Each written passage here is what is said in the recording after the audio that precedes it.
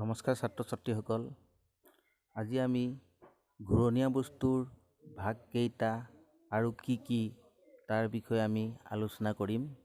তোমালোকে ভালদৰে চাই যাবা, সকলোৱে মন দি শুনিবা। ঘূৰণীয়া বস্তুৰ ভাগ দুটা। 1 নম্বৰ গোলাকাৰ বস্তু, 2 নম্বৰ বৃত্তাকাৰ বস্তু।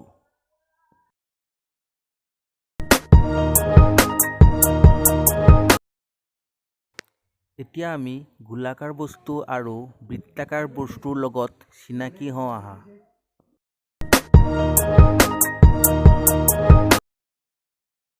গোলাকাৰ বস্তুবোৰ হৈছে মাৰ্বল, বল, কমলা, আপেল, বগৰী, কণী ইত্যাদি ইত্যাদি আৰু আছে। তোমালোকে সেইবোৰ এখন পিছত তালিকা প্ৰস্তুত কৰি মোক দিবা।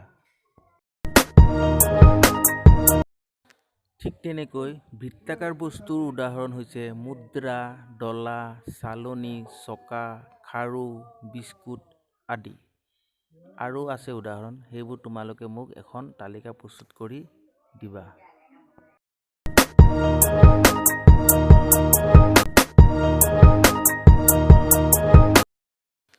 ইতিমধ্যে তোমালোকে গোলাকাৰ বস্তু আৰু বৃত্তাকাৰ বস্তুৰ মাজত পাৰ্থক্যবোৰ বুজি পালা। আশা কৰোঁ বুজি পাইছা, আৰু যদি বুজি নোপোৱা তোমালোকে মোক হোৱাটছআপত কমেণ্ট কৰি সুধিবা। আৰু যিসকলে বুজি পাইছে তোমালোকে গৃহকাৰ্য হিচাপে 10টা গোলাকাৰ বস্তু নাম আৰু 10টা বৃত্তাকাৰ বস্তুৰ নামৰ এখন তালিকা প্ৰস্তুত কৰি মোক হোৱাটছআপত দিবা।